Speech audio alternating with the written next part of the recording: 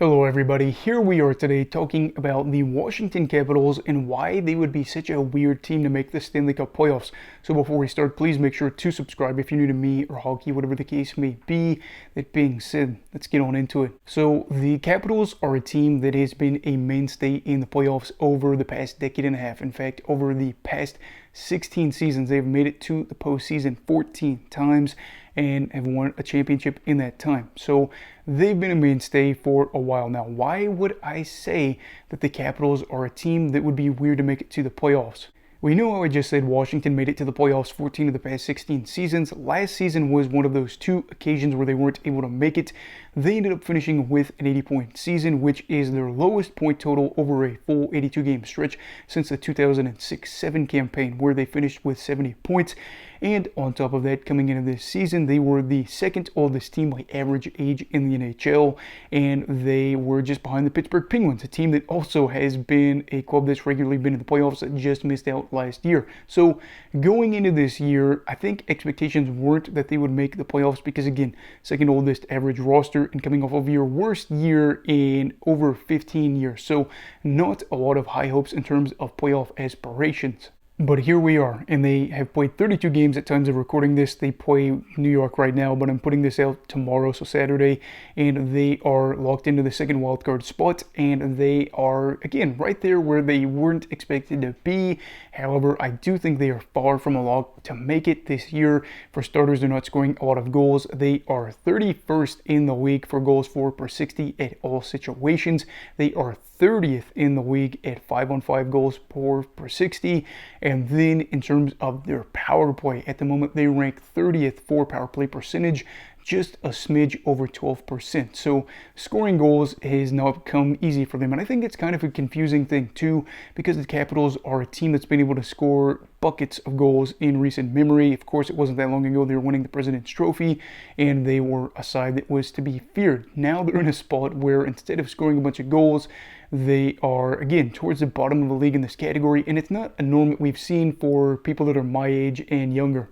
And I do think you could point part of this at the fact that Alex Ovechkin, their primary goal scorer for what feels like forever, is having a slow start to the year. He recently just beat a 14-game slump where that was the longest in his career where he wasn't able to score a goal. And he has, at the moment, I believe 5 goals on the season. He's on pace for something like 10 to 15 goals on the year. I think it was 15 the last time I checked, and that is not great news. This was a club last year that didn't make the playoffs despite Ovechkin having a big year in terms of goals.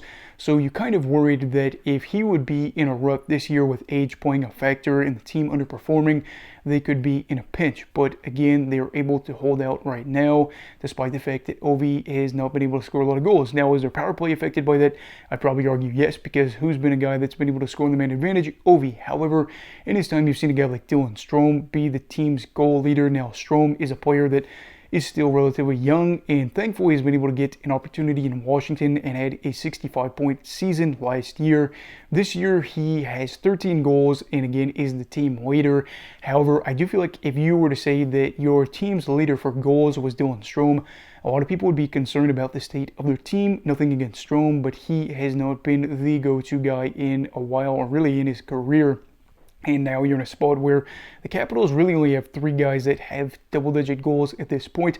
So 10-plus goals or more, meaning that if we go by average, they'll only have 3 guys that should hit the 30-goal mark. So you're having other people have to fill the void, but I am concerned about whether or not that's going to be able to be the case. On top of that, too, there are a side that has been beaten badly multiple times.